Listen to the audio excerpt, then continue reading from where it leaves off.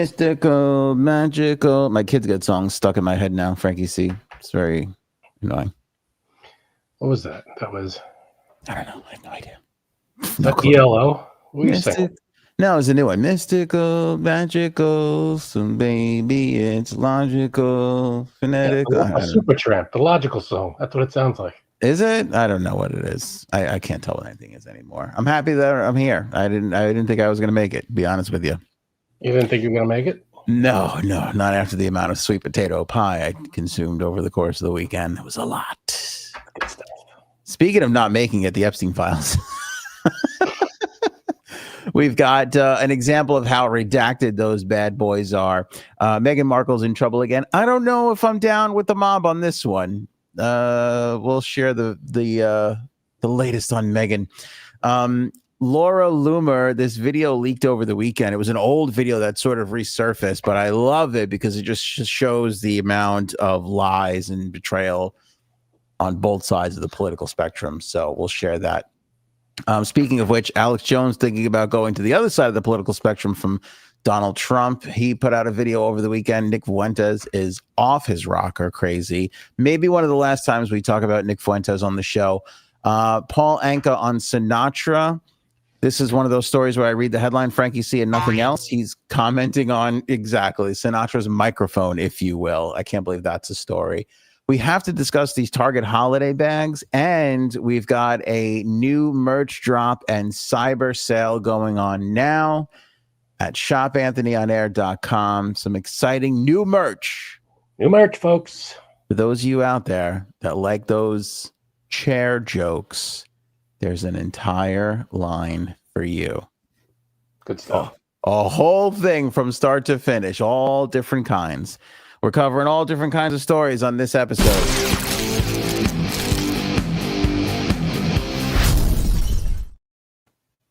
So, baby, we're logical, physical. Let's get physical. I think now you went into a whole different song. Yeah, as I get older, my head just does its own remixes and mashups. It's really strange. You should turn them into mashups and put them out in the world. I know. I do that all the time. This weekend, I had one of those moments where I was like, should I write a book? I was like, maybe I should write a book. Write a book. But you should, you get the logical song and you mix it with Let's Get Physical. I could see that. Yeah. How did Erin write a book? She wrote it pre-ChatGPT. I'm just like, can I get ChatGPT to write a whole book with me? I'll just tell it things. Yeah, she just looked at me. She goes, she's so happy that it came out. Before ChatGPT? Yeah, so she doesn't get any kind of accusations. She wrote the whole thing, sat at the computer, pounded it out all on her own. Yeah. So, that's like I lost a couple pounds.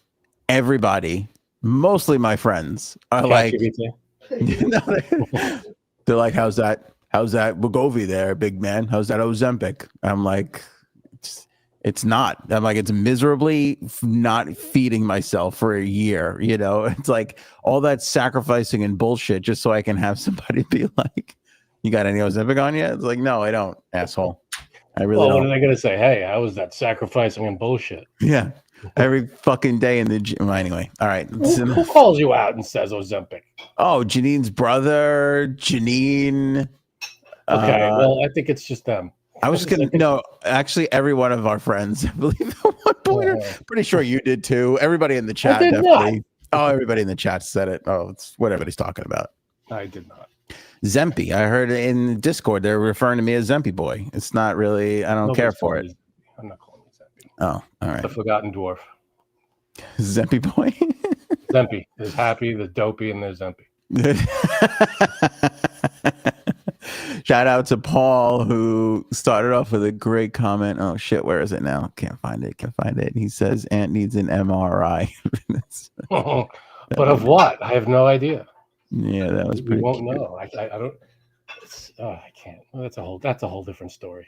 Yeah, we're gonna stay away. Oh, there it is. Okay, just how to find it. I've gotten an MRI. Oh, I can't. Never mind. I've gotten lots of MRIs. What are you talking about? Yeah, but every time you know what they're looking at, right? You know what area they're focusing on. The last MRI I got, they were trying to find the Ozempic in me. So, okay. So at least you knew that. I'd rather not talk about it if it's okay. If it's all the same with you. That's fine. My doctor was like, "Are you sure you're not on it, fatty?" I'm pretty sure. Anyway. Yes, I'd find a new doctor. You're like, I'm going to be honest with you. I don't know if you're seeing the right. You know my doctor, right? Dr. Vinny Boombots. Vinny Boombots. He's good. Anyway, Frankie C. Dan Bongino had to react publicly to the redaction of the Epstein files earlier today. What happened is we assumed what would happen because, again, they can't be trusted. I don't trust Dan Bongino, Kash Patel, this current administration on the Epstein stuff. But journalist Jason Leopold sued the government, as one tends to do, under the Freedom of Information Act to get a look at the Epstein files. Jason Leopold obtained some of the communications, and he confirms that there are 220 pages that were reviewed and only 61 pages were released. The remainder withheld under various exemptions, including those protecting ongoing law enforcement activity, privacy, and investigative techniques. Obviously, this is an ongoing dispute. This newly released batch of emails offer a rare look at the Bureau's internal redaction process, raising broader questions about how much of the long-awaited records the public will ultimately see, and how the FBI balances legal constraints with demands for accountability. So they have until the 19th to release all of them, right? They do. I mean, why the holdup? Why wouldn't they just release them today? So, and what work are they doing? What are they doing that they have to wait until the 19th, number one? And number two, like you said, there's redaction. This whole thing is fucking shady as hell. The whole thing is shady. One email chain included in the Freedom of Information Act release, March 11, 2025, shows the FBI officials discussing guidance from general counsel on the types of redactions to apply to these documents so we can process the right way out of the gate. This email was forwarded to Bongino as part of an internal update shortly after he joined the Bureau. Following public circulation of excerpts from the release, Bongino addressed the matter on X, responding to a post asserting that he had been approached in March to help redact and censor the Epstein files. Bongino wrote, "I entered on duty on March 17th. The emails in the chain you see forwarded to me at my request were sent before I began in my position. I wanted to review what had been done before I entered on duty. It was a priority, and as you can see, they responded immediately. I'm glad that these emails are available for your review." Leopold, whose Freedom of Information Act litigation produced the emails, also posted that Bongino responds to FBI emails I obtained via the FOIA about the processing and redaction of the Epstein files, including one email sent to him adding that the FBI withheld 160 pages from me. That's not exactly freedom of information when you're holding back 160 pages, which is the whole right. of this. The emails referenced by Leopold, including in the Freedom of Information release, depict an expansive, time-sensitive redaction operation. The Bureau describes its work as part of the Epstein Transparency Project, and in some communications, the Special Redaction Project. Oh, the Special Redaction Project. It's like they always come up with some weird, funky name, you know. Wouldn't there be like if it's the FBI, Department of Justice, they've got the files, and they have to be released so that everything's checked out and on the up and up. You bring it into a closed door session with a special group of senators that can oversee everything, and you have you redact victim survivor names, fine.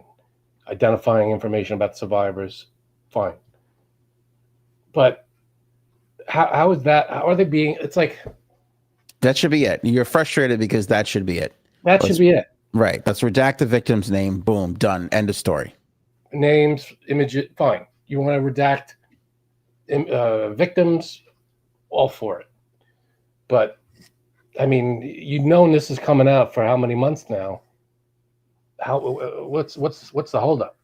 Okay. Well, I'll tell you what. They had to produce training materials, workflow guidelines, coordination between multiple divisions, including the OGC and the Information Management Division. They're referenced throughout the document set. A March 10th email from Assistant Director Shannon Parry notes the need for guidance from the GC on the types of redactions the FBI should apply to these files. Another email from March 22nd states updating training materials and workflow guidance is expected for dissemination later tonight. It's not, you don't need a workflow, project scope, guideline training, but just redact the victim names and move on. Are they all sitting around a TV that gets rolled in on a cart? It's like an HR video. Yeah. Welcome to your cover up. Redacting and you. Are you redacting the right way? Should you be redacting around your coworkers? What's the proper way to redact while someone else is in the room? I mean, right. Fucking redact it and move. Yeah, you're right. Move on. Move on. Thank God you're making us laugh, because the next thing is going to make everybody upset. Take a guess at the cost associated with overtime during the period of March 17th through March 22nd alone. We're talking about 5 days and how much it costs the American taxpayers in overtime for these FBI officials that are redacting the Epstein files. A 5-day period. Take a guess on how much it costs in overtime. Just in overtime and just redacting. Just redacting, just for 5 days. I mean, you wouldn't mention it unless it was really high. Yeah, I mean, listen, it's not $1 million, but it's 5 days. $500,000. $851,000. That's insane. Come on. You can't do it during business hours? All to have this reporter sue under the Freedom of Information Act, only to have them hold back 160 pages of the 220-page file that he was looking for, this specific block of files. And this is not, again, he's just trying to understand. He's suing for the FBI files, like not the Epstein files in the FBI. He's suing for how is the FBI handling the Epstein files. That is what he wanted to get at. And this is like they're holding back so much of it. It's disgusting. I mean, it should be the workflow should be. I get a workflow thing, but the project scope should be redact the victims, put it out, move on. What else? What else is there to redact besides the victims? The Freedom of Information Act material also describes the classification of various categories of videos reviewed, including search warrant execution photos, street surveillance video, and aerial footage from FBI search warrant execution.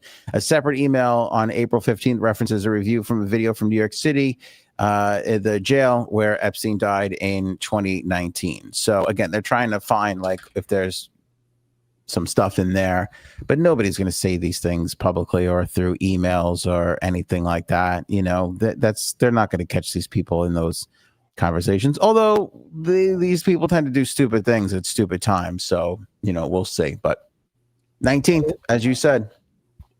And that's if they hand everything. What's to stop them from saying, let's say just to give a round number, there's 10,000 documents. What's to stop them from giving out 9,900 of them? Yeah. And going, nope, you're not getting these. It's literally going to be press, somebody trying to find it. Hopefully there's a whistleblower involved. Like that's the only way you can come across these things in reality. And then they have to provide, we talked about this last time, they have to provide documents on why they redacted what they did. So those can be reviewed by other people. And there's going to come a time where everything is going to be able to be released, and that'll be 60, 70 years from now. And that's when we're going to find out the truth. So I don't know if any of us will be alive. I know. I don't think I'm making it to. No, I'm definitely not making it to 100. That's not going to happen. So I don't know how many. I wonder what the number is, like what the percentage of people that make it to 100. Is it like 5% of humans make it to 100? I don't know what the. Yeah, it's not a lot. I don't know. I don't think so. I don't think it's a lot. I don't know. I don't want to be morbid, but I've been thinking about death a lot more lately. I'm getting to that age where I'm thinking about death a lot. Come on, man. Creeping me out. Think about life. Life and what it means. Frankie C, we got a new merch drop that I'm very, very excited about. Yeah. Well, this is a little early in the episode tease for the replay people. I'll show some of the designs a little later on, but we've got like at least 5 new designs that are all very fun. Have to do with the show, don't have to do with the show. Just overall good stuff. The cup chair design is by far, I think, the hottest item that has hit the AOA shop. So we'll go over that as well. And for my YouTube people, if you're seeing Walmart merchandise in the video somewhere, you're going to want to click on that and do your shopping at Walmart, because we'll pick up a big fat percentage slice of your hard-earned money that you're spending on your Walmart gifts. And by big fat Frankie C, I mean anywhere from 5 to 8%. Are we really? That's going to keep us in. That's going to keep us in Cadillacs and gold, as we like to, gold plated underwear, as we like to wear. These coat racks don't buy themselves. Exactly. I've had the same coat rack for how many years now? I know. It doesn't even say coats anymore. I didn't even realize that. Oh, well, I should have looked that up. The S is gone. The other night we finished the show and I was like, wait a second, where's the S? And you're like, oh, that broke off like a year and a half ago. It's been a while. The S is in the house, but it's not. I tried gluing it on. I used wood glue. I sat it on newspaper and I put it together. Picked it up. That lasted about 20 minutes. Oh, what's going on with glue? Glue's not working anymore. Glue doesn't seem to be working. Once they stopped using horses. I don't know if that's true. It was all downhill. I don't know if that's true. It was all downhill from there. All right, Frank, see, Meghan Markle, I don't love to defend her, but she's catching a lot of guff. They're calling her Salmonella Sussex because she put out a clip preparing a Thanksgiving dinner, which, she prepared all on her own. But they were calling her Salmonella Sussex because she was making she was touching the raw turkey with her jewelry on. And apparently that's a big no-no in the cooking community, because I guess you can't. Because then once you handle everything else, you might wash your hands, but you're not washing your jewelry. I guess. Yeah, like dangling. Right, like underneath maybe, or dangling or whatever. Yeah, so. I mean, rings is one thing, but if you have like bracelets and shit hanging and it hits the turkey, then you go and you handle something. You maybe wash your hands, but are you washing the bracelets and stuff? No, definitely not. Definitely. So you're defending? It feels a little ridiculous. I mean, I like to pick on her. I think the bigger point is she probably. I'm just amazed she touched the turkey at all. I feel like that's progress. Did it look good? Did she do a good job? No, not really. Not really. Although I got to tell you, the turkey we had at the old Anthony Thanksgiving celebration, delicious. Very nice. Did you make it? I'll tell you what's weird. This might be weird. I'm looking for yes or no, man. Come on. Okay.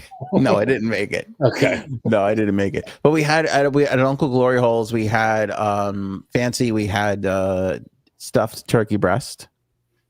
We had duck.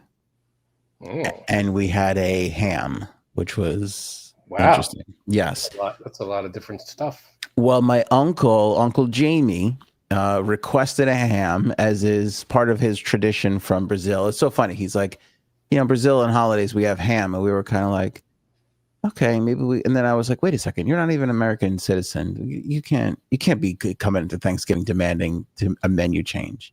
But then he became a citizen 2 years ago. So now he gets to have his say. Hey, ham's good. I like ham. I was like, I don't know what the call is here. I was like, you're a member of the family. We love you. However, the call is, and it's not your call. That's true. But I was like, it's a bold move going outside of the turkey on an American holiday, and you're not an American yet. That's pretty bold strategy there, Cotton. I was like, let's see. Man, just wanted some ham. Just wanted a ham. Just get the man some ham. Quit your bitching.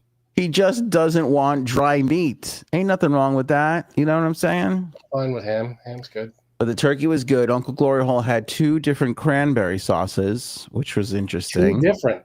Interesting contrast. I like I feel like cranberry sauce doesn't belong in the Thanksgiving meal. Oh, you're nuts. It doesn't work. I get that it's they need some acidity to cut through everything else, but I think it's too contrasting. I think it's a nice little respite from the heaviness of everything. Yeah, is that right? Okay. All right. Well, anyway, Uncle Jamie gets his ham nowadays. Once he signed that citizenship paper, he gets a say at the table. He gets to decide. Man, and we let him vote now. So take the the whole red hat off, will you? it's all going. Will you stop? Will you stop it? Oh, what? I'm just having some fun here. You're taking it all personal and crazy. You're saying he's not a citizen. What is he doing? No, because it was funny because when he first said, he's like, hey, can we have a ham? Everybody was like, a ham at Thanksgiving. And he's like, well, it's kind of good. And then everybody was like, hams are really good. We probably could have a ham. And then everybody's doing turkey. And plus, he's not saying get rid of the turkey. Just add on a ham. Just add on a ham. I don't know. Here's the thing, too. I'm thinking about having turkey at Christmas. I don't really like the turkey at Christmas people, but now I might be becoming a turkey at Christmas person. That's like, I feel like that's a traditional thing. You could do kind of a standard thing. Yeah, but I never really did. What do you do for Christmas Day? What do you do? Usually it's some sort of like a ham or a pork loin or some kind of pork thing.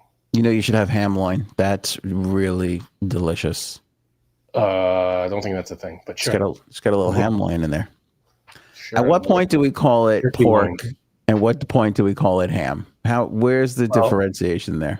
Well, ham is a specific part of the pork. Is that right? Yeah, you get the ham from a certain part of the pig. You don't get. So you can't get pork from a ham, but you can get ham from a pork? I don't know, man. Just stop it. I think you're making shit up. I'm just trying to punch holes in it.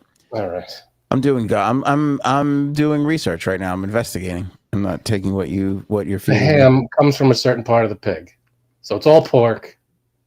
But wait, what does a pig have to do with any of this? Why don't stay focused on what we're talking about, please? No, this is when you lose me. This is when I can't talk to you. All right, the Laura Loomer video. This crazy son of a bitch. First of all, I love a drunken mess of a video. Oh boy. I don't know anything about this. Are we going to get to see this thing? Yeah. We're seeing it. We're seeing all 1 minute and 51 seconds of it. Thanks to Milo at Nero on X, who posted it over the weekend. I guess it had been shown before. It's been around, but it kind of just made the rounds again. And I love it, Frank, because I like it whenever we can expose any political party for the BS that they're associated with. So Laura Loomer is a bit crazy and a bit on the right side of things. And she right-leaning, like right as in opposite of left. All right, easy, big man. Yes, nobody's correct. You were just very correcting you. I'm just clarifying. You said on the right side of things. I'm just saying right as in the political right. That's all. On the conservative side of things, I guess is a better way to say it. She's all right. So that's her, and that's some dude. Doesn't really matter. He's another conservative guy. Listen to the way that they're talking to each other. Like, this is some crazy shit. Your hair and your eyes look so good. You're like beautiful. Thank you. You're like an Okay. So it starts with your hair and your eyes look so good. You're like beautiful. And look at where her arm is and how close, face to face, she is talking to this young kid. Oh, God. She is hammered and ready to make an ass out of herself. And you know what, Frankie C? I'm here for it. What is this? Where is... I don't know, but let's enjoy the rest. Aryan degenerate goddess. Thank you. I love it. Have you ever been called a degenerate goddess? Because I got a little jealous when I heard that. I'd like to be called a degenerate godless person. That's your stand-up special name. Degenerate goddess? Yeah. Correct me if I'm wrong. Is a goddess a female god? Whatever. Okay. Thank you. You're Aryan too. I know, but I'm Jewish. It's okay. Because you're such a cutie. Don't mess my hair. God damn it. Fix it. Thank you. We have to go back where he says, you are too. And she goes, but I'm Jewish. Like, I don't. Correct me if I'm wrong. Correct me if I'm wrong, but there is a god in I guess, maybe the goddess part. Maybe that's what she's responding to. Aryan degenerate goddess. Thank you. I love it. Thank you. You're Aryan too. I know, but I'm Jewish. It's okay. Because you're such a cutie. I love how he goes, it's okay. Like, He's like, what am I dealing with right now? This is a mess. Well, I think he knows, right? He probably smells liquor on her breath. I imagine so. He knows he's in for it. He knows who she is. He knows there's people around watching. So you can tell he's already folded into, I don't want to embarrass her fully mode. Like, I just want to get in and out of this as quick as possible. But it goes on for another minute and 40 seconds. Don't mess my hair. God damn it. Fix it. Fix my hair. Did you fix it? I did. But like that picture you posted on Instagram recently when you got like reinstated on Facebook was so hot. Like, seriously. I mean, she's putting on the full court press. She's a mess. She's in another world, this one. I will say a couple of times, not a lot, but a couple times, when women have been flirting with me, they have tussled my hair. I don't like that. I don't know if the guy does. I don't like a hair tussle. Yeah, hair tussles. Maybe at the end of the, if it's the beginning of the night, it's like, let me give me. Yeah, got my shit. Time. It's not an accident. It just takes a while to put together. Some prep work. Yeah, don't be tussling my stuff like I'm 9 and I just hit a double to win the game. You know what I'm saying? Like, nice. Good job, Timmy. Give it a little as I'm leaving the field. That's not what's happening right now. No. And then she goes right back to saying how hot his photo was after he got banned from Facebook or whatever it was, and he came back on. It's so good. It's a good picture. Your skin and the Nazis hate me. It's fun. The alt-right people want to put me in a gas chamber because they're obsessed with the Jews. I think they're just memeing on you, but it's okay. It's okay. I don't care. I love it. It'd be like that sometimes. I know. They're just jealous because I have big tits and an Ashkenazi IQ. Yes, that's what it is. Yeah. That's close to becoming a shirt. I have big tits and an Ashkenazi IQ. It's such a shirt. I don't even know what to say anymore. The Laura Loomer connection. I got big tits and an Ashkenazi. She's a ridiculous person. Oh, she's very entertaining. I don't care. I love it. It'd be like that sometimes. I know. They're just jealous because I have big tits and an Ashkenazi IQ. Yes, that's what it is. Yeah. You got it. Anyway, next time you're... And he's just like, yeah, that's what it is. He's like, how the fuck am I? How can I? Look, she's got the arm on him. Like, you're not going anywhere, pal. He's not going anywhere. She's got him planted. She's got him she's got him. She's playing zone right now. He can't get out of it. Yeah. Hey, listen. Yeah. I'm going to mess your hair up, and I got the arm on you. It's you and me, pal. I don't know where you think you're going. Ain't going anywhere. Exactly. New York, let me know. We'll hang out. Bring your girlfriend to New York sometime, and we'll all hang out. We'll go to like really cool restaurants and hang out. Blah blah blah. Yes, I will bring my girlfriend. Yeah, I want to meet. What, Becca? Yeah. Becca. Yes. She's so sweet. So knows she has a girlfriend and moves into the bring your girlfriend so we could all hang out and go to cool restaurants and such. Yeah. That's a lot of flirting for somebody who has a girlfriend. You're correct. You remember? Yeah, of course. Yes, you'll meet her. You guys are so sweet. I hope that works out because like. I don't know, some guy. And then look at how he literally, he's in the midst of doing the office gym. Look right at the camera with this other guy in the background. Look at this move. Like I said, I know it's all the math. Like I know everything you do on Twitter is like so fake and not real, but yeah, like it's so sweet that you like and your girlfriend have been together for 3 years. I love it. I know it's all an act. Do you know something? So she's like, it's so sweet. Everything you do on Twitter is fake with your girlfriend and you love. Listen to what she says to him next. Listen to this. This is the best part. And this is your girlfriend have been together for 3 years. I love it. I know it's all an act. Do you know something? Like I'm gonna tell you a secret. Like, do you know so many people in this movement who preach trad life are like fucking people on the side and like cheating on their partners? That's like, so bad. Like they're not even like really trad life. Such dumb. Like my ex is like dating somebody who's like super trad life, and she was like fucking my boyfriend while we were dating and like ruined our relationship. And I act like it's okay, but like it's really sad because like I love when people like keep tradition in their relationships. It's just really sad.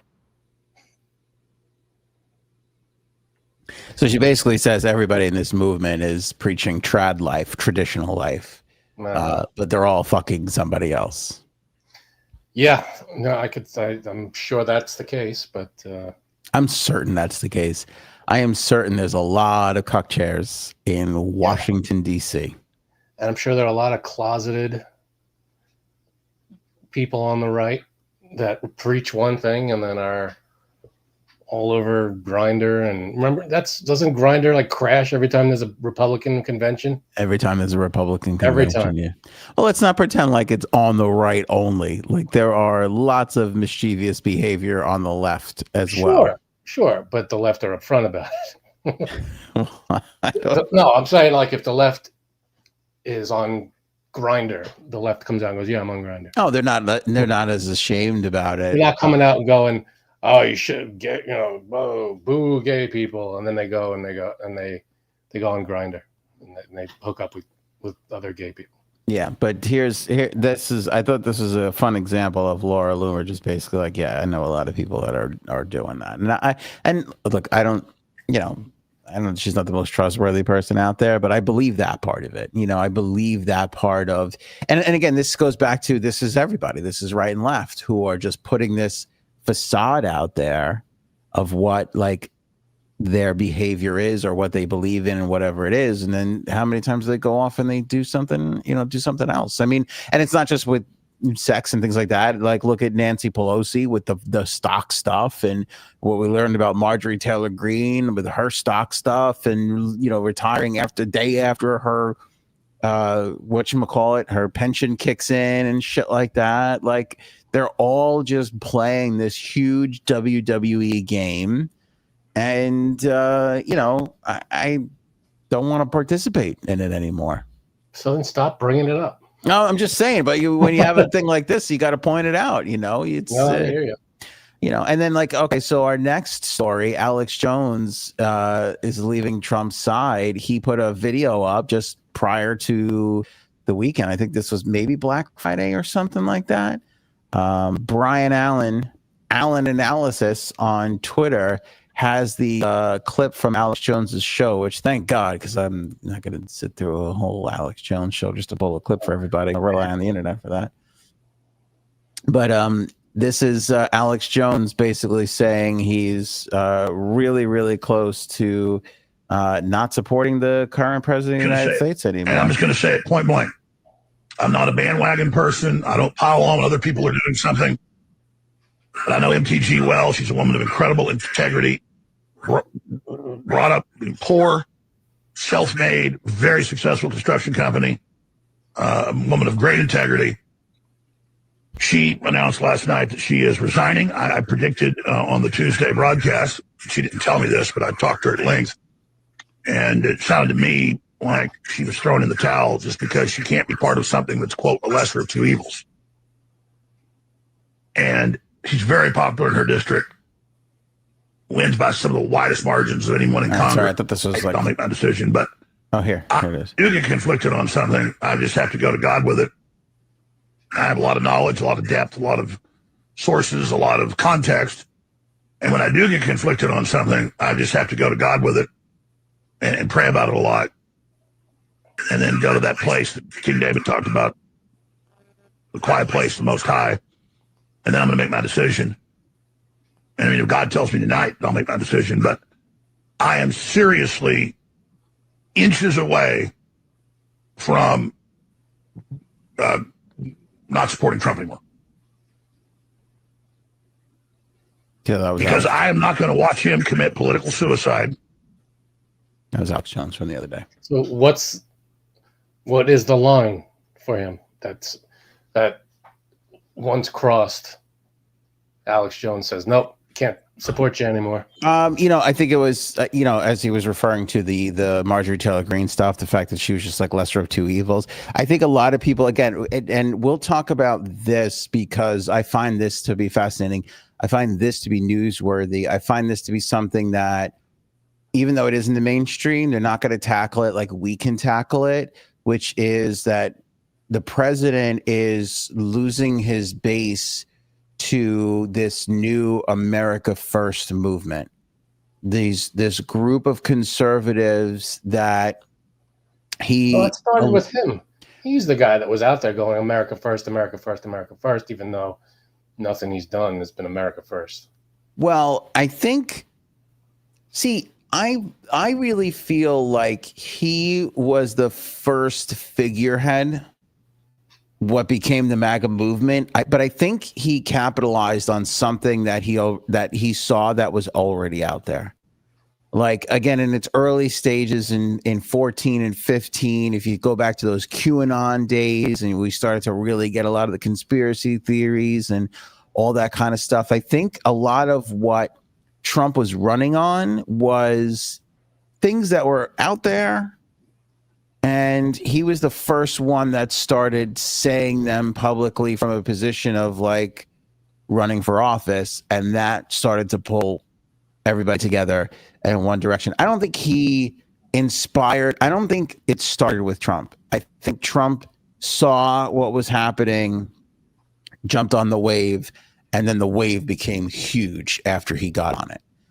And I think that he rode that wave and the MAGA movement and what it became. But where it is right now with Marjorie Taylor Greene, Tucker Carlson, the Epstein file, like all these things that we've been talking about and discussing, I think, I don't know. I mean, it could go the other way, but right now feels like a little bit of crumbling where people are starting to say, well, I'm not MAGA anymore. I'm America first, because they're not pleased with some of his moves. And obviously the Epstein thing, like I said, but us doing the money exchange with, what was that country in Central America? Venezuela, not Venezuela.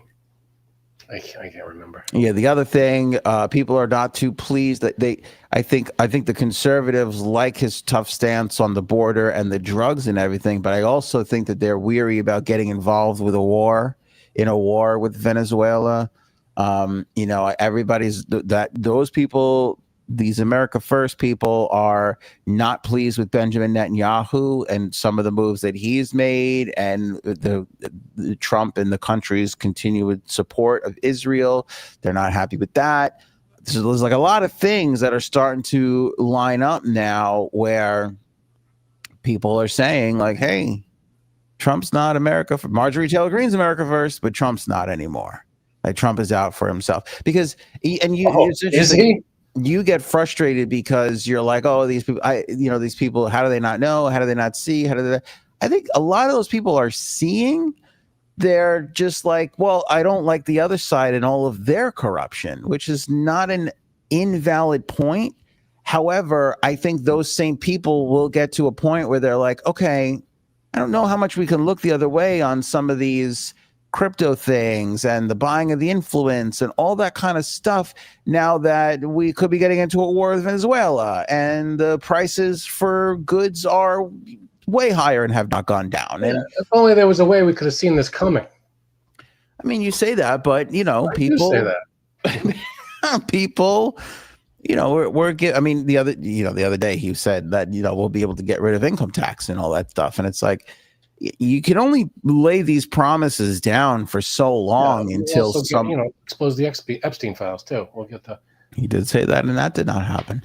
Yeah, he says a lot of things that don't happen. So forgive me if I take everything he says with a grain of salt. However, it's, I think it's happening way faster than I had originally anticipated after seeing how big he won in the election. Like how much of a mandate he got. I thought he can cruise on this for 2 years, at least 2 years. I thought he'd have an easy sailing through the midterms. And now we are on the off-year election where the Democrats came in big, and suddenly when you start to add all these things together, and I think the biggest block is still the Epstein files, I see a crumble in that thing. I see a lot of, again, I have a lot of conservative people online that just from who listen to me. The area I live in is super conservative. So a lot of the people who listen to me on the radio days, who friended me and stuff like that, people I don't really know, but I've just seen their posts for years and years and years. They're like done with him. They're not pleased with everything that has gone on. So I bring it up because I think it's a news story. You go to CNN, they're not going to cover it for real. MSNBC, they're not going to cover it for real and be unbiased or fair about it. I think it's interesting to see one of the larger movements we have seen politically in the last few years start to, have some cracks and crumble. Couldn't have happened a little sooner. But hey, I'm not. Listen, if anybody wants to jump ship off the Trump bandwagon, great, love it. And I'm not going to sit here and go, oh, I'm not going to begrudge anybody that jumps ship on the off the Trump bandwagon. But so hey, if you're like, hey, enough of Trump, happy to have you on this side. Well, you don't get a lot of time, right? I mean, it takes a lot of time to move things, like as a president, any president, and you don't get a lot of time to do it. It's literally 2 years until you're fighting for your life again, because every president gets 2 years, and then you have to win. Last term. No, but no, even the first time, every president, you get 2 years, and then you have to win midterms for your party. Yeah, but if you win your midterms, then you have the last 2 years if you're not running for re-election. Right. You get 6 years. Right. But you literally, you have literally that first, and you don't even get 2 years. I feel like you get a year and a half, because you start running, the people start running for midterms earlier than 2 years in. So you got to win that. And then let's say you do win that, and then you do get a second term, then you get another 2 more, then you get 6 really to do something. And then you got to just hang around for the last 2 years, because that's kind of how it all has gone. Your last 2 years doesn't have to be just hanging around if you still have power and control, and you're able to get some stuff passed through because you have some support. Most of them don't, though. Some of them do. If your last 2 years you're not going on a campaign trail, you can get shit done. Nick Fuentes, Frankie C. What's this piece of shit up to? I don't really see a Nick Fuentes, although he is a piece of shit too, Tucker Carlson. Nick Fuentes he makes all the rest of them look not so bad. Like, this got sent to me, and I watched this, and I was like, "Is this AI? Are there really people buying into what this guy says?" I certainly hope not. And this is one of the guys, this is one of the America First guys now. This is one of the guys that I'm not sure he is totally on the Trump train anymore. But I want you to take a listen to what he said, because this got sent to me. This is pretty unbelievable. What is our vice president-elect? One heartbeat away from the presidency. What does his Thanksgiving look like? It looked like this. It looked like this. I saw this image on Thanksgiving. This. Okay. Now, obviously, he has a problem with the image. Now, I look at this and I have something that makes me feel weird. Do you look at this and see anything like anything weird? Yeah. I think that it's outside, but Thank you. All right. Thank you. Northeast, I'm like, all right, big deal. They're in California or something, or Texas. I don't know where the fuck they are. Like, okay, fine. Those guys wearing shorts. It's probably wherever the hell they are. They're, it's warm weather. Shorts. He's got sandals on with the big strap in between the big toe and all the little toes. Cuddles does not like that. I'm like petrified to wear sandals like that. I used to wear sandals like that. Now I do not any longer, because she hates them so much. Also, I don't see a couch in this shot, so. So all that stuff, and then of course, okay, obviously you see the old lady there, and she's in some traditional Indian garb. There's another Indian, and I'm like, there's no way he's going to start picking on the Indian ladies. Yeah, he's a giant racist, white supremacist. Vice President-elect's Thanksgiving dinner. So, it might be hard to tell because it's a little bit subtle. There's sort of a subtle, see if you can tell. Spot the differences. There are 1, 2, 3, 4, 5, 6, 7, 8, 9, 10, 11, 12, 13, 14, 15, 16, 17, 18, 19, 20, 21, 22, 23. There are 24 differences. But I'm watching this and I'm going, because again, I said the outdoor thing. I'm like, could it be about that? And then I'm like, well, it can't be the Indian thing. And then he starts saying it, and I'm like, is he really going to go for the Indian thing on this? Because of course he is. He's a giant racist. That's his whole thing. But I'm like, am I naive that I'm like, there's no way he go? But like, his wife is Indian. Like, yeah. Why would that be why would that be a surprise? There's Indian people at the guy who's married to an Indian girl's Thanksgiving. Like, I don't even know. There has to be a definition for this. Like, this can't be regular generic racism. This has to be something. Well, racism is stupidity, and this is just extra stupid. I mean, like, can you believe all the Indian people at the Indian people family gathering? Yeah. What's the matter with you? Yeah. What are you gonna be surprised that all the Spanish people at the fucking quinceañera? What the fuck are you talking about? I don't understand. It's a family gathering, and this is his family. This is his family. Asshole. And I mean, I was like, because in my mind, I was like, there's no way he would be so bold as to be like, that white guy shouldn't be married to that Indian girl. Then you don't know Nick Fuentes. I guess I don't. 24 differences. See if you could spot the differences.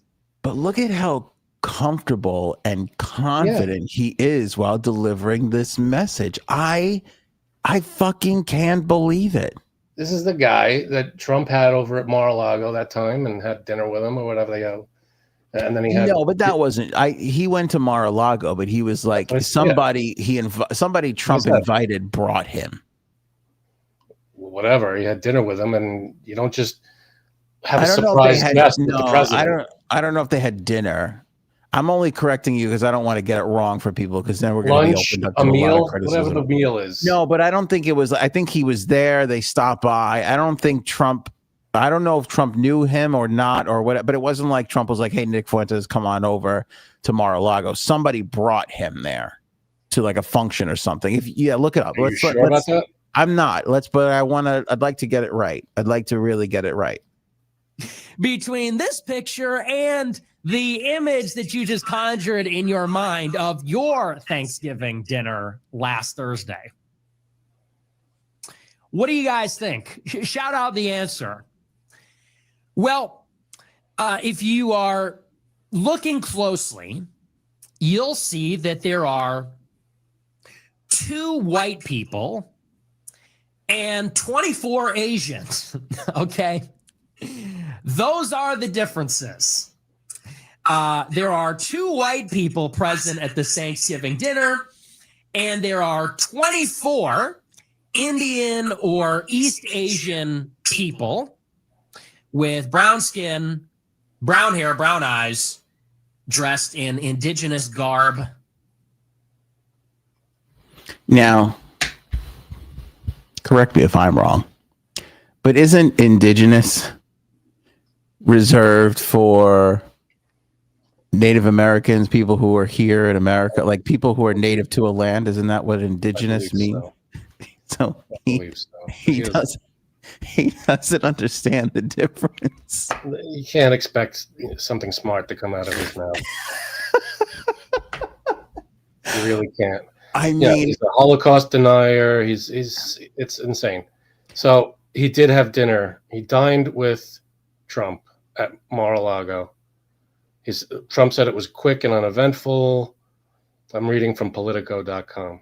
Yeah, you got to find out if he was invited or if he came with somebody, because that's a difference. Last week, Kanye West called me to have dinner at Mar-a-Lago. He wrote, shortly thereafter, he unexpectedly showed up with 3 of his friends, whom I knew nothing about. This is a quote from Trump.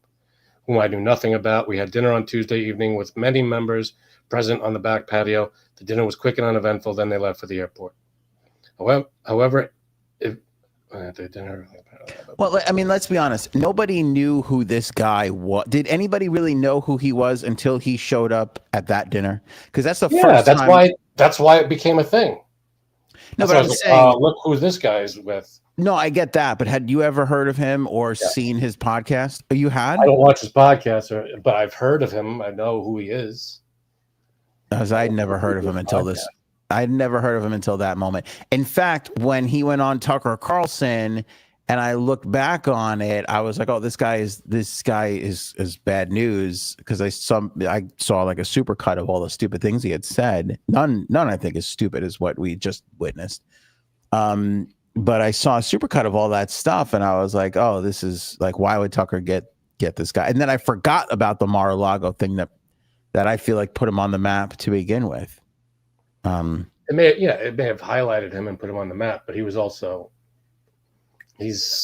a far right nut job with a lot of people that listen to him. Well, what I was going to say was, as I try and help my Democrat friends with their inefficiencies, I like to help my conservative friends on this one, which is you have got to rid yourself of these kinds of people. Yeah. Like, you've got to acknowledge that everybody has freedom of speech, but not stand there and go, well, we're not going to, bow down to cancel culture just because you don't like what we're saying. It's like, and I'm not saying you have to cancel the guy, but you have to, like Tucker, stop giving him a platform. Because so why are we talking about him? Well, because that was like, it got sent to me. I open it up. I'm looking at it, and I took you through the process of what I went through. I agree with calling out his bigotry and hate and awfulness. It's not even that. I'm shocked by it. Like I know. Yeah, this is not new. This is not new. I know, but he's out in the open as a huge bigot, and he doesn't care what anybody says about it. He doesn't care that he gets normal people going, you're a giant bigot and an asshole. That's what he feeds off of. Yeah, like it's really bad. Like, I didn't agree with Charlie Kirk on a lot of things, but and Charlie Kirk, as much of we had a difference of opinion, he was basically like people should live the Judeo-Christian life, which again I don't agree with, but I understand the appeal of family values and tradition and, being a good citizen, that kind of shit. Like, okay, I get it. I wouldn't say it that way. I don't think people need religion to be good people, but I understand.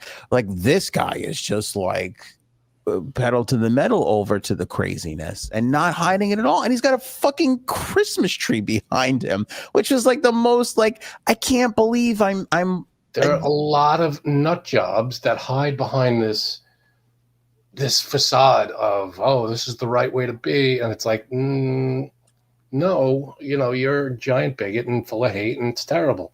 And people just, for some reason, there are people out there that agree with him, and it's awful. Yeah. It's weird, though. It's like awful, man. It's just terrible. Where Frank and I grew up, there was this hooker hotel, the Cross Bay Motor Inn, and you're like, oh, that's the hooker hotel, and you drive by it, and whatever, it's just a hooker hotel. And then one night they had opened up a restaurant next to it, a big restaurant, and one night Cuddles and I are walking to the restaurant, and we literally see like a hooker and a guy walk in, and I was like, oh my god, I can't believe. And Cuddles is like, you've been recalling this way. I go, yeah, but I never actually saw one. Like, I didn't, now you see it, and it's kind of like, it's a shock when you see it or hear it. Yeah. Yeah. It's like, I can't believe this is really happening. Like, I couldn't believe with his little Christmas tree. Like, that to me, I almost started laughing because I was like, do you think he had somebody go, hey, before we light up the vice president for loving somebody of a different skin color, I would really love it if we can get the Christmas tree lights. It's window dressing, and it's an appeal to normalcy, and he's trying to make what he's saying normal. So that's the problem. I mean, he said the words 2 white people and 24 brown people, like, as if it was a like, I can't. Right, exactly. I don't know. Part of this not getting. He's an awful person. I can't believe it. I can't believe, yeah. I don't get it. And like smiling with his little suit and his Christmas tree and his little stockings hung with care. I'm like, what fucking bizarro world are we in? I don't know how anybody can continue to like look at this guy. And it's kind of like, smoke bombing a bunch of protesters and then standing outside a church holding a Bible upside down for a photo opportunity. Kind of the same deal. But, you might not be racist, but it's still pretty terrible. What's the matter, buddy? You seem pretty fired up today. I'm just shocked that you are shocked at this kind of, what's going on. This is not new.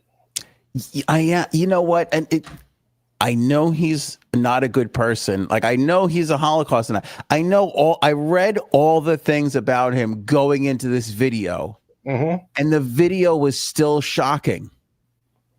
Yeah, that might say more about me than it says about him. But again, like the hooker thing, I can't. When he actually says it, like, I can't believe it.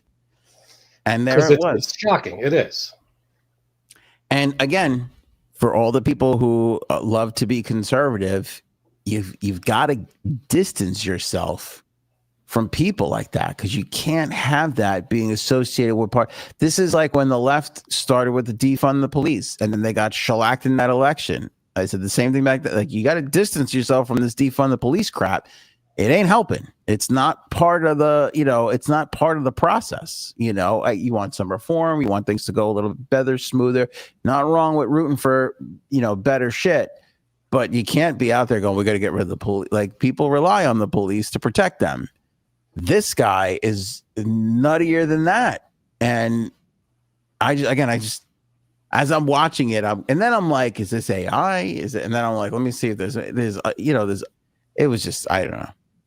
Maybe it was a little much for me to look at after Thanksgiving. Welcome to the conversation, pal. These are the people that have the spotlight in some places, which annoys me on another level for how hard we work to make the show funny and entertaining. And this fuck is like, hey, you know what the problem is? And I'm like, well, how is this? But like just like Kim Kardashian, I wouldn't want it any other way. Like, I wouldn't want to make it off of shit like that, But I mean, and then I started then in my Anthony head, I started losing myself in. He's got a little teddy bear. Like, he had somebody situate the background to look more Christmassy. And how long did that take? Then I started thinking about all those kinds of things. So whatever. I know. It's a fucked up, weird world. Yeah. All right, Frankie. So again, I read the headlines, not the articles. We do that together. This from page 6 today. Earlier this morning, I read this headline. Paul Anka sets record straight on rumors about well-endowed Frank Sinatra. Okay. I didn't know the record wasn't straight. I didn't know there was a debate about this. What are you saying? He's got a hooked penis? He's got one of them curvers? He's a curvy guy? That's not what he said, but sure. Whatever. Okay. I'm just like, have people been bothering Paul Anka on Frank Sinatra's dick size all these years? Yeah, who's talking about Frank Sinatra's wiener that we were all like, it's about time we put this rumor to bed here. Let's get to the bottom of this. Yeah, and to be fair, because women always talk about boob size and people looking at their boobs and all that stuff. I feel like guys, like when you get famous and popular, penis size starts to get into the conversation somehow. This isn't the first. No, of course. What was their penis size talk or chatter that we've had amongst famous males? Especially among guys who are proclaimed as ladies' men. Right. They're supposed to be, very charming with women and everything. So they're I'm sure rumors fly around and, stuff like that. So I guess that's where I feel like the debate was probably, this is a debate that probably happened years ago. Right. And I guess it's just being rehashed now because it's, we're talking to Paul Anka. Just once I'd like to be miscategorized as a ladies' man. Just once I'd like somebody to be like, you got to be careful around Anthony because, it's a bit of a ladies' man. You gotta watch out. Nobody has ever said the pants right off you. Yeah. I've never charmed the pants off of anything. Convinced. I've had to convince. I've had many slideshow presentations and it took hours of sitting down and talking. Begging. I mean, you could categorize it as begging, pleading, charming. Never. No. Yeah. It's got to be you got to be born with that. It's Sinatra charm. Women's pants and snakes, two things I have never charmed. Pleaded and begged for those things. You couldn't charm a blow pop. Oh! All right, here's the article, Frankie C. Paul Anka is happy to confirm the long-standing rumors about Frank Sinatra's crown jewels. Okay. Yeah, it was huge, he tells Page Six in a recent exclusive interview before laughing, adding, I don't know what that does for you. That's pretty funny. Like, turn it back on the interviewer. That's a good point. Yeah, well, I don't know why. Yeah, why do you need to? I wonder, like, what would cause the interviewer to ask Paul Anka that question? Other than he's interviewing Paul Anka, and what the hell are you going to ask Paul Anka that he hasn't been? Like, how are you going to make headlines? Yeah, but why would you assume he knows that? It's a bold, it's a bold move, Cotton. See if that's I mean, I wouldn't. Okay, I mean, I guess they were friends. Paul Anka and he were close friends. They went back. For people who don't know, Paul Anka wrote "My Way," arguably one of Frank Sinatra's biggest hits. That's a Paul Anka song. Fine, but why would he know the size of his junk? I know, it's kind of crazy. He's 84 years old, and people are still asking about his friend. Hey, tell me about your friend's dick. I mean, I'm sitting here. You could ask. No. All right. Yeah, I guess his. I don't know. Yeah, I mean, it seems nuts, but I guess again, if you're, I don't even know how old are these journalists anyway? 30, 20? I mean, well, his son-in-law is Jason Bateman. Is that right? Yeah. Jason Bateman married Paul Anka's daughter? Yes. I did not know that. You could ask him about his career and would they ever work on something together? Or I'm going to be like, how big is Jason Bateman's dick? Have you ever seen that? See? There you go. There's a question. I have Paul Anka interview coming up, Frank, and I'm going to just give me a list of people whose dick you want to know about so I could ask Paul Anka. If anybody's going to know, I guess it's him. Tell me about Frank Sinatra's dick. I hope you're not offended by this question because I have 7 more questions like it. Dean Martin. Well, you know, All right. it's amore. I'll leave it at that. You know what I'm saying? Oh, one time it hit my eye like a big pizza pie. Okay. So singer 84 hung out with Sinatra and the Rat Pack in Vegas and would often take saunas with them. I had trouble with eye contact, Anka cheekily said before noting that Sinatra had nothing on Milton Berle. Another huge... Milton Berle, that's legend. He's legendary. He's legendary for having just a big hog. Yeah. Crazy of all people, Anka abuses Milton Berle.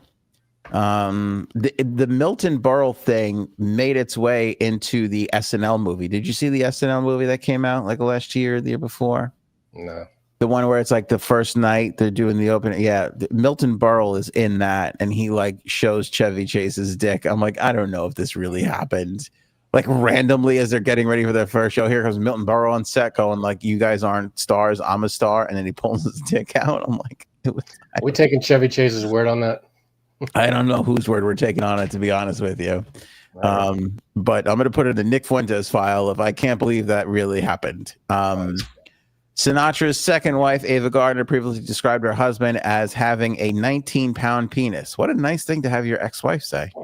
Seems exaggerated, but okay. Yeah. Anka wrote My Way. Anka holidaying in France. Blah, blah, blah.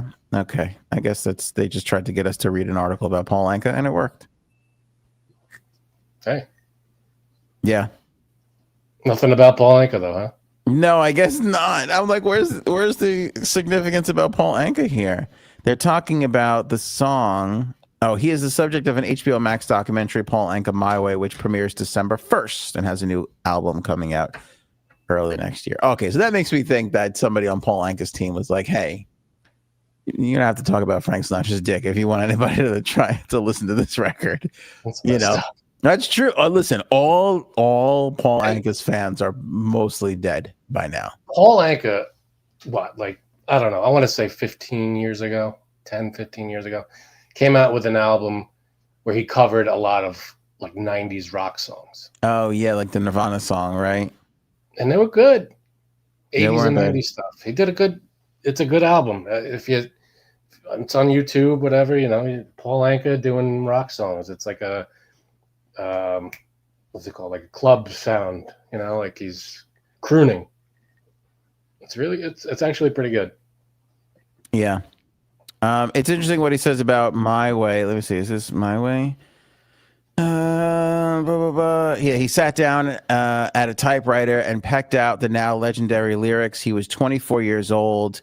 He said it was one of the few times I sat there saying, I think I've really got something, because you don't know when you have a hit. And I sat there and I said, Jesus, where did this come from? He immediately sent the song over to Sinatra, who recorded it 2 months later and called Anka from the recording studio. He says, listen to this, kid. Anka recalls, puts the phone next to his speaker. First time I heard this song, and I cannot tell you how I wrote it at 24. The song was later covered by many artists, including Elvis Presley and Sid Vicious, and played over the closing credits of Goodfellas. Oh, the Sid Vicious version is played over Goodfellas. Yeah. Anka made a lot of money over it. Yeah. You remember when he walks out of the courtroom and he talks about the noodles and ketchup? And I remember the end of Layla, but other than that. Yeah, no, that's not even the end. That's like Goodfellas is really two movies in one. Layla ends like one part of it, and then the crazy drug part starts, and that's like a whole second movie. But I haven't seen that movie in a long time. Oh my God, it's so good. It really is. Movie guy. I know you're not, but Goodfellas is so fucking good. It's one of those I just put on over and over again because it's classic. It's just absolutely classic. Did you see the Target holiday bags all weekend? Okay. It would be a big mess. What is this? All right. Let's see them. I probably can. I didn't even think to show you a picture. Let me go find a picture. I gotta see it, because if it's like, is it going to be some like awkward, didn't mean to be inappropriate looking bag? No. There's like a graphic on it that looks innocent enough, but then if you zoom out, it's like something gross. No. It's just a bad corporate move. No, not gross at all. No. All right. This is how it started. I'm at Uncle Glory Hole's. It's Thanksgiving, and I think it was Thanksgiving. And I see our good shout out. I don't know if I should say his name. No, I'm going to say his name. Puffy, our good buddy Puffy from the radio business. He's like got this whole. First of all, I love Puffy complains like nobody else. Like he's such a good complainer, Like if you think I'm a good complainer, like Puffy can fucking complain. And I like his food reviews. I love his food reviews. We got him to do a couple for us. We were trying. Yeah, we were gonna make it a steady thing, but then it's just like it just takes too long. I don't know.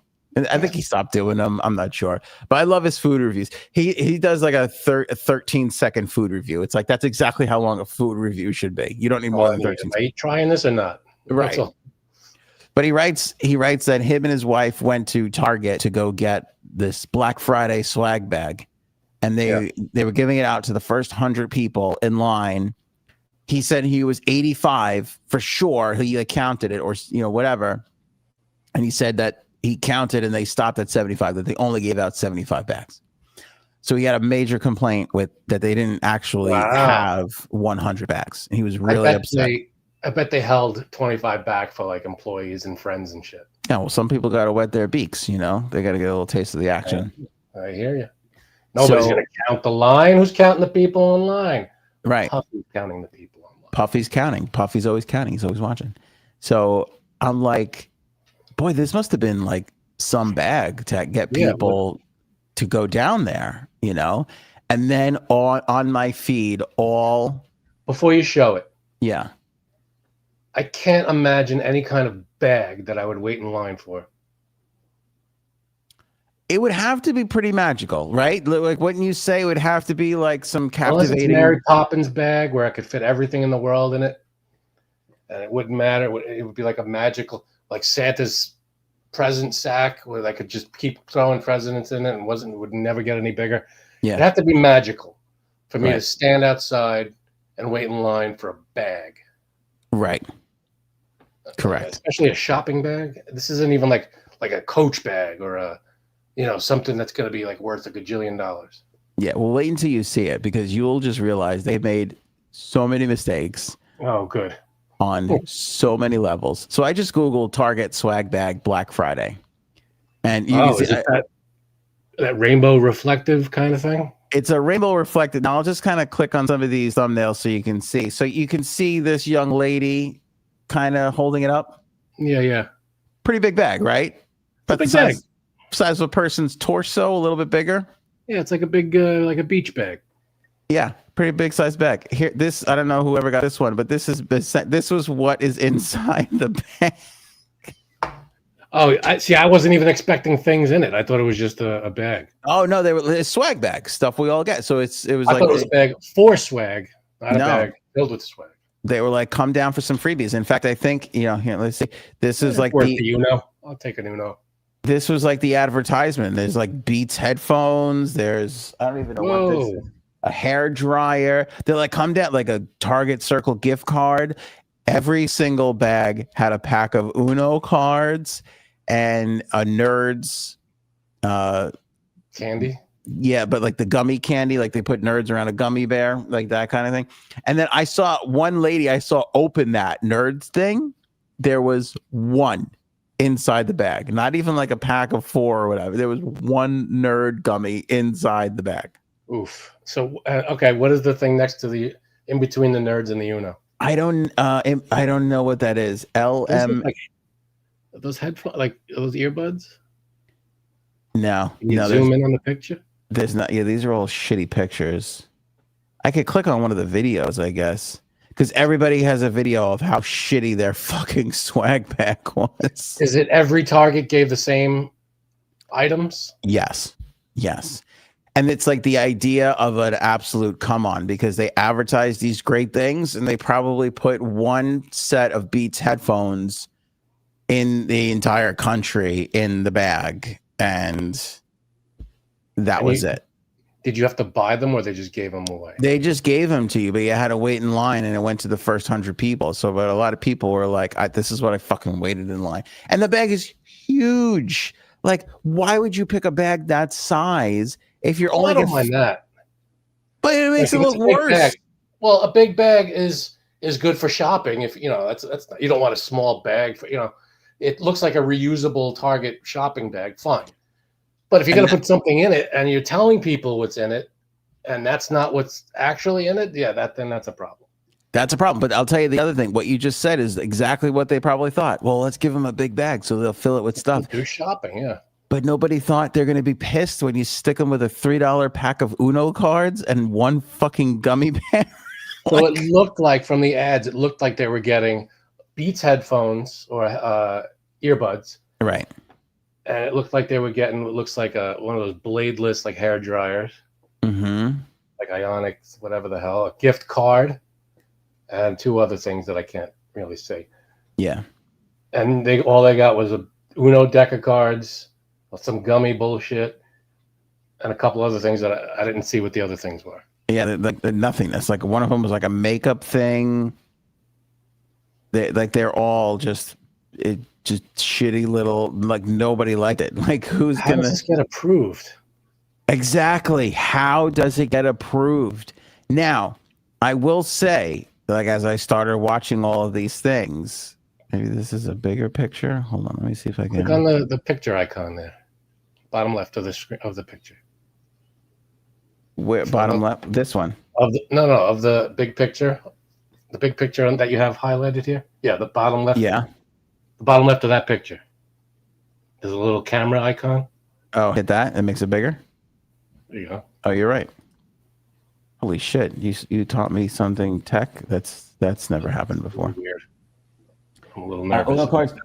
It's an LMNT variety pack, whatever that is. LMNT. Yeah. I don't know, man. Lethargic Mutant Ninja Turtles. Yeah, that's it. That's what it is. That's what it is. It's the only thing I could think of. Lethargic Mutant Ninja Turtles. What the hell is LMNT? You know who my favorite is? Snoratello. Like him. Snoratello's good. Yeah, like he's good. Leonardo's off. What is it? Leonardoing off.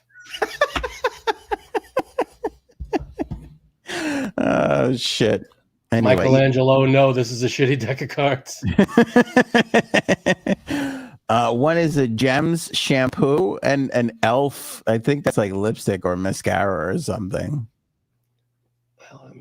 Yeah, I don't know what the. Oh, here it tells you here. Elementy electrolyte drink mix variety pack.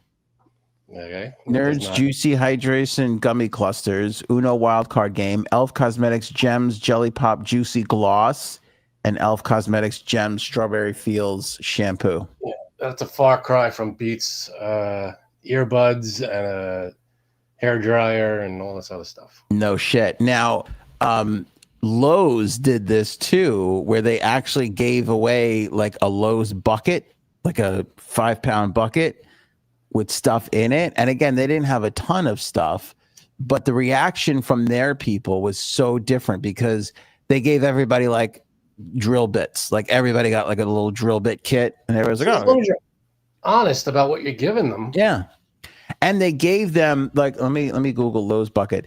Did we learn nothing from the Toyota fiasco from 30 years ago? What was the Toyota fiasco? There was a radio contest where you answered this thing correctly or something, you win a Toyota, and the woman did it. And they gave her a toy Yoda from Star Wars, and she sued and she won. The radio station had to give the woman a car. A car, really? It was false. They made her think it was a car, and because they kept saying Toyota. Interesting. All right, so this is the Lowe's bucket. Like a cement bucket or whatever you would have. Right. So they did it, but they feel like they gave everybody drill bits, and then here, I don't know if you could see this, but inside the Lowe's bucket was like a mug shaped like the Lowe's bucket. Like, how cool is that? That's cool. Like, nobody's gonna be pissed getting that. They're like, all right, I'm a Lowe's guy. I got a fucking mug now. I got something I could use forever. That's fun. That's something cool. Yeah, everybody loved the Lowe's bucket. Everybody hated the fucking Target bag over the weekend. If they would have said, if the Target people would have been like, you're getting lip gloss, you're getting a gummy thing, and you're getting a fucking Uno deck of cards, nobody would have been, I can't say disappointed, but they wouldn't have been shocked. They would have got the bag and, oh, cool. And they would have moved on. Right. But now it's a big thing because they lied to people. Yeah, and it's like a come on. And at a time where everybody needs a deal, like everybody's kind of hurting a little bit and needs a deal. And these fuckers are out there just like, it feels like let them eat cake, like give them one gummy gusher, it's like everybody loves Uno. They'll play Uno to their heart's content, and they'll forget about how we screwed them over. Yeah, it's fucking $3 for Christ. I mean, like, who's gonna be excited over that shit? Yeah, no, again, put whatever you want in the bag, but don't tell people they're getting Beats headphones and electronics and things and a gift card. Yeah. Because who's not going to be disappointed by that? And I saw one guy made a video. And he's like, I'm here. I'm the first one in line. And I'm like, oh, I can't wait to see what this guy says, 4 hours later. He got there so early just to get the swag. Like, he thought it was going to be this huge thing, and it was just shit. Yeah, he thought he was going to get cool electronics. That was part of the thing. Yeah. Why wouldn't you think that? Neil says, I saw one guy win $2,000 in appliances at Lowe's. Yeah, they had like a golden card. And that's the thing. You got to have a golden ticket. This is a golden ticket idea. You got to have a golden ticket in there. They had a little card that you open up, and if it was gold on the inside, you won like a $2,000 nice thing. Yeah, and some of them were like only like $100 off. But, some of them were like shitty. Like we used to have this in radio all the time. It's like, do we give them something, or do we just let them win a $100 coupon off this $500 item? And it's like, you can't do that. Like, nobody wants to win a coupon and have to spend $400 more, Right. I mean, it only really works if you need a fucking appliance and, you got to be in the market for stuff or people ain't buying. Yeah, but this seemed to be the theme of this year's Black Friday, of getting these like bags and things away. Meanwhile, I didn't see like a report yet, an economic report on what the weekend did. I don't know if those numbers came out. I looked earlier and I didn't see anything. I'm dying to know because across my feed, Frankie C, there was just nonstop people in Best Buys showing how empty the Best Buys were. And I'm like, this is disingenuous because I can't tell if this is 6 o'clock at night on Thanksgiving and not the heat of the thing. One guy was like, it's midnight or it's 10:30. He's like, years ago this, and it's kind of true because years ago there'd be hundreds of people. Now. Right. That's the big. People aren't gonna. If you had the choice, do all your shopping online, or go and fight crowds and lines and all this bullshit. Of course, you're gonna go on. I'm sure the Cyber Monday numbers are through the roof, and as opposed to the in the store stuff. I wonder. Be curious, Brian, our good buddy Brian, win a 2-year lease of a car. Okay, I'm in a radio meeting with somebody that you know, and our old general manager comes in, walks in, he goes, guys, I think I could get you a car to give away. And the whole room is like, holy shit, this is like give car get like I'm new into the business too. I'm maybe there 6 months. And I'm like, and as somebody that's naive, I'm like, a big deal. They give away a car every day on The Price is Right, and you just don't know. Like a little radio station can't afford a car to give away. And they're talking. He's like, I think I can get this for you. DW is the guy who's talking, our old boss, big boss. And he's going on and on. He's like, I was at such and such, dealer. He's like, I think he's gonna make this happen. And one of your mentors turns around and goes, wait a minute. Are we giving away the car or are we giving away a lease? And he's like, well, it's a 2-year lease though. Well, it's a 2-year lease. Like, it's not like a 1-year lease. Like, it's a 2-year lease. And he was pissed. He was like, he was not happy about it. He was like, I don't know about that. Yeah, it's... Sorry, I just kind of gave away who it was with my stupid impression. Yeah, Brian, we all have that story. The account executives. Yep, they promised the moon. We're gonna give away a mansion. You get to stay a year in a mansion, and then when it's 2 nights in a motel, it's either Yeah, I said that was one of the reasons why I hated doing appearances for certain AEs because it was like, okay, sit down. What have you been telling these people? Because whatever you've been telling them is not what is showing up on Saturday, I used to love, what was his name? Warren. Do you remember Warren? It was this one radio guy, and he had a couple of car dealerships, or maybe he had one car dealership. I don't even remember what it was. People were like, oh, Warren's going to be there with his hot dogs. And I'm like, what? He's like, yep, just wait until you see. And so we go, and Warren used to bring, this guy literally made, I can't even imagine how much he made. He wasn't the most successful account executive we had, but he made a decent amount of money off of a car account. Car accounts are valuable in the radio world. Sure. And he used to go and he used to set up his little outdoor grill, and he would grill hot dogs at the appearance, and he would give away hot dogs. I was like, what am I doing with my life? This guy, and he had one of those earpieces, one of those like early night, like, it was like huge. It was like this fucking big, and it was like in his ear all, and he's like, hold on a second, I'm grilling. Yeah. What do you mean?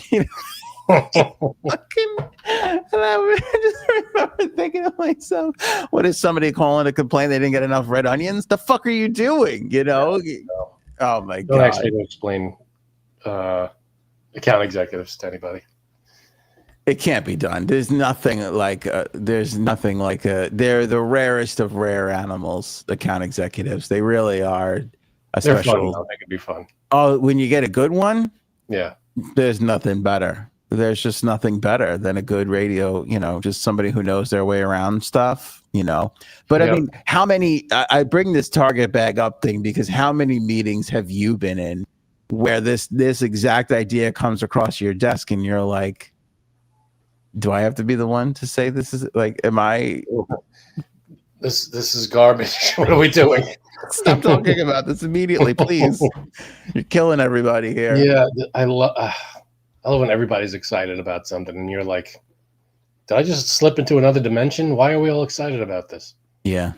Or when they're talking about it, and you're like, "There's no physical way that we could pull this off. Why are we even talking about?" I remember the year where it's funny. I was with John Daniels and Alyssa and You're just giving away names. I'm just dropping names. Yeah. Jeez. And they're like, "We can record Christmas greetings at the mall." And I was like, "I don't think you can." And I'm like, "Who's gonna?" Then I immediately went, "Wait a second. Who do you expect to be at the mall at 9:00 every night recording Christmas greetings?" Because that's kind of, I'm like, "This is a bad idea," but they did it. It involves me being in the middle of the mall at 9:00 at night working. I'm not doing that. We did it, and I remember like having to go to the Walt Whitman Mall numerous times. I said crew people too, but we were all sitting there, and I'll give them credit. They all, what's his name, Sean and everybody, they pulled it off. Like I didn't think they could do it, and they did it, and it sounded great on the air here, and people like wish everybody a happy birthday. I mean, Merry Christmas and shit like that. It worked. I sound like an old fucking man. Like now everybody would just pop on their phone and send a voice memo over. But back then we built a portable recording studio. It was a booth. And you had to record it into a microphone, and it had to be the right thing because if it would sound shitty, then you had to like take that back to the station and feed it into the thing and record it. What a huge pain in the ass. The settings and everything. Do you remember? Did you do some of those you did, right? Oh my God. But there was an excitement to it as a radio person and this was like Frank and I were like breaking into the business to be able to record the audio. We were like, oh, we can, this is big time, because before this we could only blow up the balloons. You know what I mean? Like we were working with audio equipment. This is great. It was a big It was a big move. It was a big move. Yeah, it was a huge upgrade. But there we sat every day with fucking Sbarro's. I mean, I must have gained 50 pounds that Christmas alone. It was Sbarro's pizza and that fucking cinnamon bun place, and that's all you had to eat around you. And Starbucks. Mall food. I gotta tell you, mall food. I kind of like it. I like the variety. Yeah, and I like walking around and you get the one guy with the samples. Here you go, and you get the teriyaki chicken. Who doesn't want teriyaki chicken on a little toothpick? Ah, delightful. I can't find that dish anywhere else except the mall.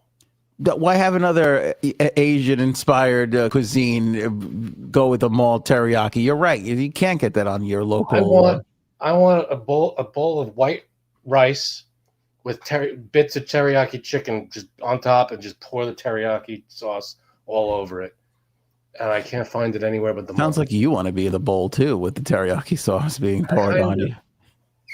They'll make you. Every time I go to teriyaki chicken somewhere, it's a little piece, and I want the huge mess of a mall teriyaki chicken, please. This is funny. Brian writes, I was drinking Tropicana Twisters for over a year because I had a promotion. Nobody wanted them. Jeez. We had to do that with ice. What are they called? Ice. It was this shitty drink. And they come in and they wanted like visibility in the Hamptons for the summer, so they gave us like a ton. And I remember the first one I took a sip of, I was like, oh, this is not too bad. And then they like sent all the other flavors, and then by like the third one I tried, I'm like, I'm pretty sure this is killing, like this is gonna end our life. Like it's such the shit, and it's like made with natural, and I'm like, I can't. Can they say it's the best stuff on earth? I mean, I was just like, I can't read this stuff. I'm like, I'm not gonna read this stuff. Thankfully, somebody else had a problem with it too, so we could just talk about it. We didn't have to like say we really liked it or anything. But I was just like, this is fucking terrible. Like, and they were trying to like find places to go to Panda Express with a side of Taco Bell. They're starting to do. Have you seen these Wonder places? Yeah, are they good? I don't know. They look good. I haven't tried it, but they look good. Is it quick poll? Do you have one of these Wonder places? This is like a food hall where it's like the size of one like takeout restaurant, but there's like 20 takeout brands in the restaurant. Right. I know the place I work at. It's a spot where they're a sponsor of ours, so I really don't know. I really can't talk. I don't know if I can talk. Oh, okay. All right. Yeah, I don't want you to. Okay. Yeah, I don't know, but it's like it's so strange. I feel like Brian is bringing up our ice. Like there was some tie-in. Brian worked at a competing station, which I eventually went to, and that's how I got to know Brian. And thankfully, like, he's an incredible guy. But I can't remember. Was there something? There was some hook with. I literally remember just the amount of money that those people paid, and I was just like, oh, I'll be employed this summer. Like, thank you know, like we were literally like, all right, whatever we need to do to pay the bills here. It was really, really bad. But you know what I read in our local newspaper today, because I follow the Newsday people. They go all around Long Island and they eat food. The girl at Newsday today goes, I feel what was she saying? If you're stuck in the Cantonese style American Chinese food, she was like, you got to get out there and try the new Chinese food places. And that to me was so like, what are they doing? Like, what, you know, like improve upon lo mein and General Tso's chicken? Like, where are these places? I don't know, but they made a list of like the top Chinese food places on Long Island. And basically her gist was most of them are this new, you know, it's not the old, I guess what people would consider a traditional Chinese food takeout is Cantonese style. And these are just like, I guess, all different regions and fusions and stuff like that they're doing out there, which I get too, because my wife took me to a Korean barbecue place once. And I was like, all right, I got to cook it myself, but this is fucking amazing. Like, this is pretty. Oh, we went to a Korean restaurant around here a long time. It's since gone, but we loved it. We used to go there all the time. It was. You ever have bibimbap? I can't even pronounce it. Bibimbap. Yeah. Oh yeah. I fucking love that. Bulgogi bibimbap. Yeah. We've been hankering for it forever. We can't find a place that has. I know it's hard to get good stuff like that, but anyway, wrapping it up, Frankie C. We do got the new merch drop right now at shopanthonyonair.com. Pop it up on the big screen for everybody to see. We got some fancy new designs, like the do your own research shirt that says the more you research. Nice. Not that it looks like anything that you've seen before on like an NBC infomercial. You know what I'm saying? Not like get flagged for that, or possibly, I don't know. Okay. Very big right now, the Release the Epstein Files shirt. It's a good one. Which is also available in a hoodie and a regular sweatshirt. No, my wife wouldn't buy me one of these, so I had to go make one. It's the Trophy Husband shirt. Getting your own trophy. That's sad. It is. Robin, Paul, everybody's been hoping for it. Frankie C, and there it is. Boom. The cuck chair. Cuck chair t-shirts, baby. The only white t-shirt available in the new line. Everything in the new line, all black t-shirts. That's interesting. We know which one Nick Fuentes is picking, and for more than one reason. Oh, thank you. Because he's a cuck too. Get it? Okay. Yeah, what else? Oh, okay. This was gaining some popularity. This one, Powered by Coffee and Spite. Nice.